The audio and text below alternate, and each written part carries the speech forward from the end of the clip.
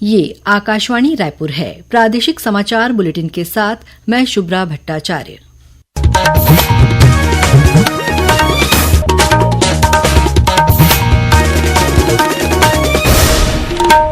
और अब पेश है आज के मुख्य समाचार। प्रधानमंत्री नरेंद्र मोदी ने आज नई दिल्ली में परीक्षा पे चर्चा के 8वें संस्करण में विद्यार्थियों से बातचीत की। प्रदेश में नगरीय निकाय चुनाव के तहत कल 11 फरवरी को वोट डाले जाएंगे। मतदान सुबह 8 बजे से शुरू होकर शाम 5 बजे तक चलेगा। स्वास्थ्य विभाग ने आयुष्मान स्वास्थ्य योजना में फर्जी दावा करने के मामले में प्रदेश के 15 अस्पतालों का पंजीयन 1 वर्ष के लिए निरस्त किया और छत्तीसगढ़ और महाराष्ट्र एटीएस ने 3 संदिग्ध बांग्लादेशी नागरिकों को रायपुर से किया गिरफ्तार। अब समाचार विस्तार से।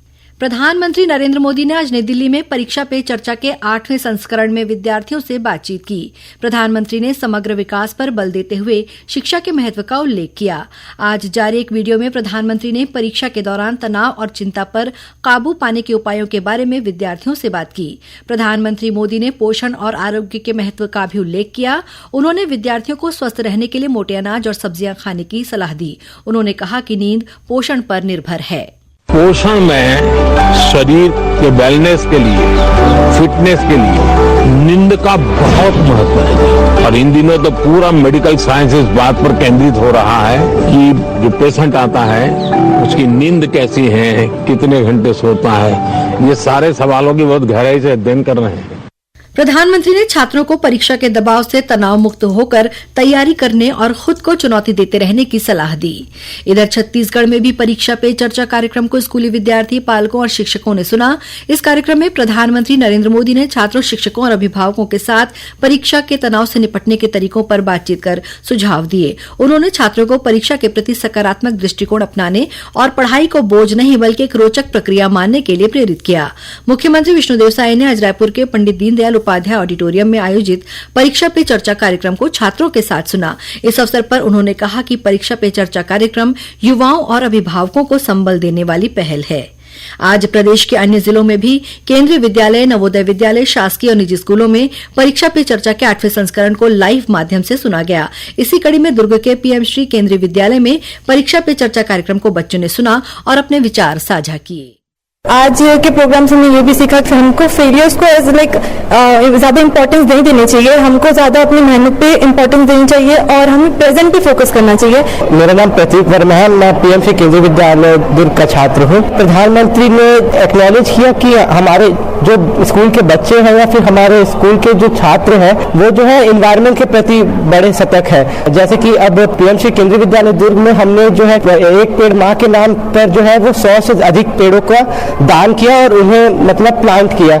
मेरा नाम अदिति पांडे है, मैं पीएमसी केंद्रीय विद्यालय की छात्रा हूँ और आज जो हमने परीक्षा पे चर्चा का ये जो प्रोग्राम देखा हमारे स्कूल में, ये बहुत हमारे लिए हेल्पफुल साबित हुआ है क्योंकि इससे हमें पता चलेगा कि हम एग्जाम टाइम में अपना टाइम मैनेजमेंट कैसे कर सकते हैं।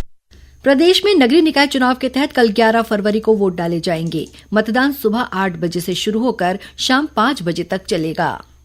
राज्य के 10 नगर निगमों, 49 नगर पालिका परिषद और 114 नगर पंचायतों में कल वोट डाले जाएंगे।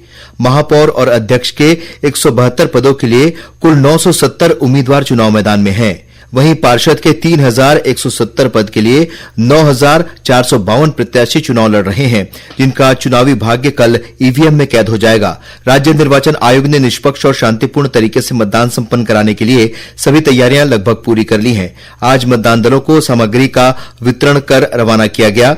कल होने वाले मतदान में 44,90,360 मतदाता वोट डाल सकेंगे। महिला मतदाताओं की संख्या पुरुषों से अधिक है। महिला मतदाता 22,81,226 और पुरुष मतदाता 22,08,625 और तृतीय लिंग के मतदाता 509 हैं। कल होने वाले मतदान के लिए कुल 5,957 केंद्र बनाए गए हैं।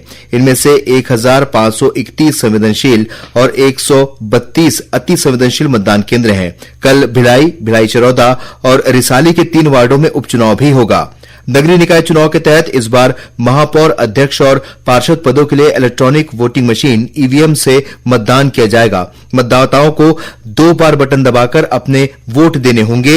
एक वोट महापौर या अध्यक्ष पद के प्रत्याशी के लिए होगा, वहीं दूसरा वोट पार्षद पद के प्रत्याशी के लिए होगा। महापौर अध्यक्ष पद के लिए ईवीएम के सफेद लेवल में अपनी पसंद के अभ्यर्थी के नाम के सामने खुले बटन को दबाकर मतदान करना होगा। इसके बाद पुष्टि के लिए बीप की छोटी आवाज आएगी। वहीं पार्षद पद के लिए गुलाबी लेबल पर अपने पसंद के अभ्यर्थी के नाम के सामने खुले बटन को दबाकर मतदान करना होगा। पुष्टि के लिए बीप की लंबी आवाज आएगी। समाचार डेस्क, आकाशवाणी रायपुर। प्रादेशिक समाचार आप आकाशवाणी रायपुर से सुन रहे हैं और अब आगे बढ़ते हैं बाकी के समाचारों की ओर। राज्य निर्वाचन आयोग ने नगरीय निकाय चुनाव के तहत मतदान के दौरान मतदाताओं की पहचान के लिए मतदाता परिचय पत्र, आधार कार्ड, ड्राइविंग लाइसेंस सहित 18 वैकल्पिक पहचान पत्रों को मान्यता दी है। मतदाता इनमें से किसी भी एक पहचान पत्र को दिखाकर मतदान कर सकते हैं। राज्य निर्वाचन आयोग ने सॉफ्टवेयर द्वारा ऑनलाइन जनरेटेड मतदाता पहचान पर्ची को भी मतदान में पहचान पत्र के रूप में मान्य किया है। यह पर्ची आयोग की वेबसाइट पर दिए गए लिंक से मतदाता द्वारा डाउनलोड की जा सकती है। इसके लिए cgsec.gov.in वेबसाइट में जाकर voter search and print urban और voter search and print rural नामवार सर्च करके अपने मतदान केंद्र का विवरण देकर पहचान पत्र प्रिंट किया जा सकता है।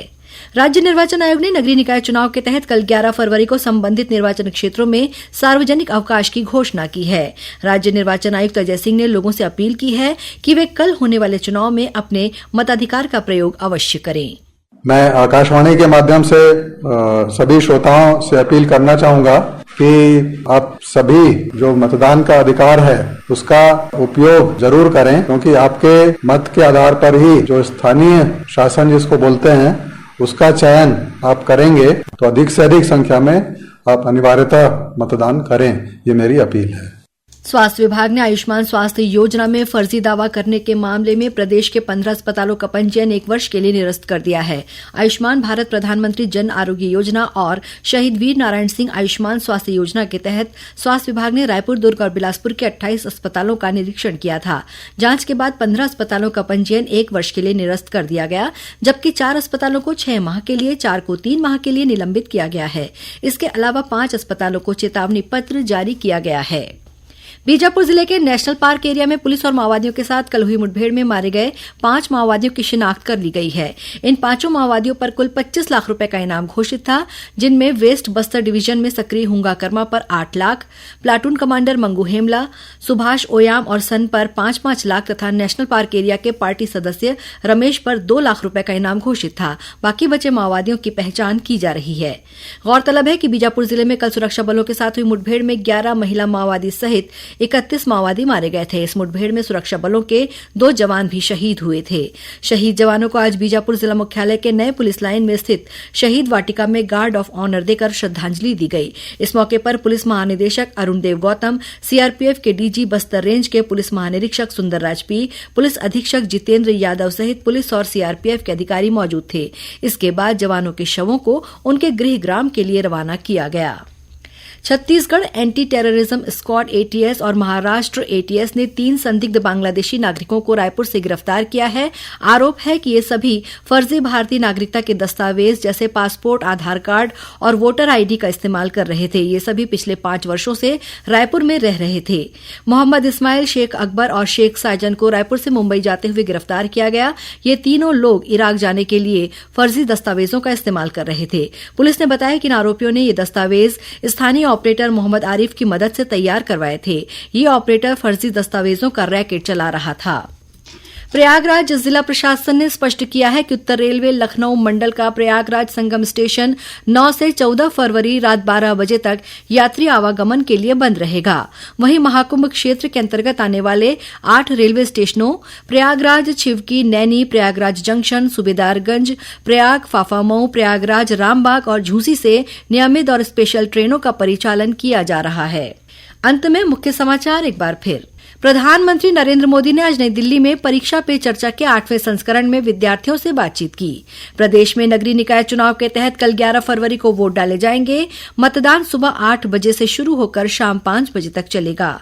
स्वास्थ्य विभाग ने आयुष्मान स्वास्थ्य योजना में फर्जी दावा करने के मामले में प्रदेश के 15 अस्पतालों का पंजीयन 1 वर्ष के लिए निरस्त किया और छत्तीसगढ़ और महाराष्ट्र एटीएस ने 3 संदिग्ध बांग्लादेशी नागरिकों को रायपुर से किया गिरफ्तार। इसी के साथ प्रादेशिक समाचार बुलेटिन समाप्त हुआ। नमस्कार।